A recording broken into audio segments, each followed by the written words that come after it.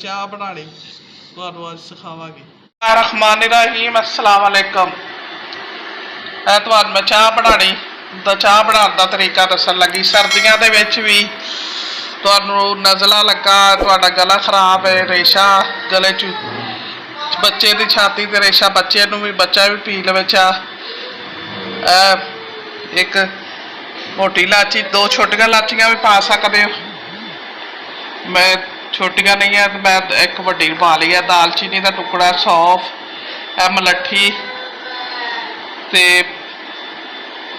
अदरक, छोटे जे 2 पीस है अदरक के, छोटे छोटे। असी ये देखो दुध हरी चंगी तरह पक जाए, चंगी तरह असर निकल जाए, फिर चीनी पत्ती पा के पुदीना भी विच पा लेदा। सुक्का पुदीना, पुदीना नहीं है सुक्का पुदीना, पुदीना सुक्का पा लो।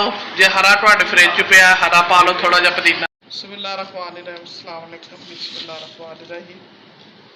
अब चीनी पत्ती डालेंगे।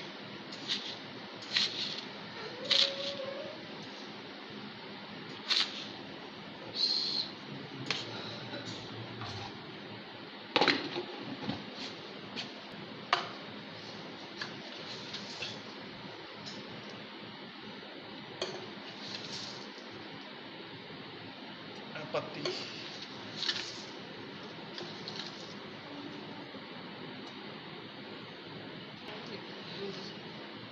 3 चम्मच पत्ती ते पा दिते। चीनी तुसी कोई चीनी घट पैंदा, कोई ज़्यादा, तो मैं घट ही डाली।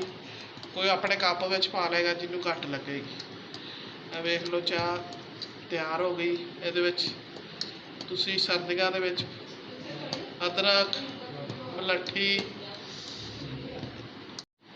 किसी ने वड्डे या बच्चे नूं उल्टियां भी आ रही तुसी विच भी पा सकते हो। जवैन भी थोड़ी जी चूनी जवैन की भी पा लो।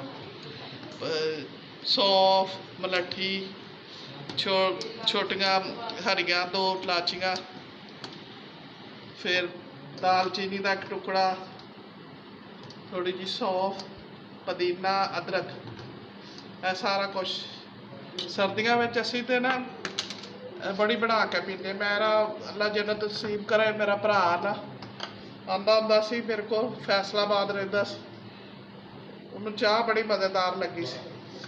फिर चाह मेरे भरा नूं बड़ी पसंद आई सी।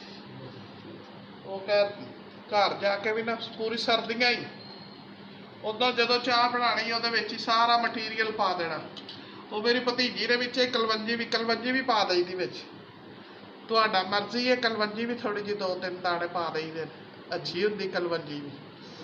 तो मेरी हर वक्त मेरी भतीजी ते जे अगर तुसी कहवा चाह नहीं, चाह च नहीं है सारा कुछ पाना, कहवा भी बना के पीना, वो भी बड़ा मज़ेदार बनेगा।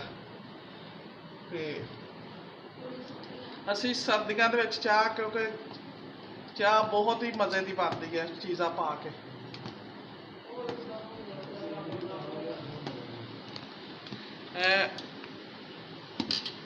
जो पीवीदा है ना, मेरा भरा भी याद आ जाता है। बहुत हो गया मेरा भरा, हम दुनिया तो नहीं है, एक ही मेरा भरा सी। बहुत दुख लगता। तो उन्होंने बड़ी चंगी लगती चाह, बहुत मज़ेदार लगती सी। वो अपनी बेटी नूं भी कहता हुंदा सी ਇਹੋ जी बना के लियाई चाह दे विच, पुदीना पावी चाह च, अदरक पाई। तुसीं अपने बच्चों जिहड़ा कोई चाह नहीं भी पींदा होएगा ना, तुसीं बना के उन्होंने देना, इंशाअल्लाह वेखना वो भी पीएगा। वो कहेगा तुहानूं बार बार कहेगा इहो चाह बनाओ, बच्चे भी पीणगे तुहाडे। ते वेख लो खुशबू भी बड़ी अच्छी आ रही है, तो पीन च भी बड़ी मज़ेदार है, खुशबू भी आ रही है। तुसी दुआवा याद रखना। सबसक्राइब मैनू आंदा नहीं कहने, अनपढ़। लाइव सबसक्राइब मेरा चैनल अग्गा वधाना, दुआवा याद रखना। अल्लाह हाफिज़।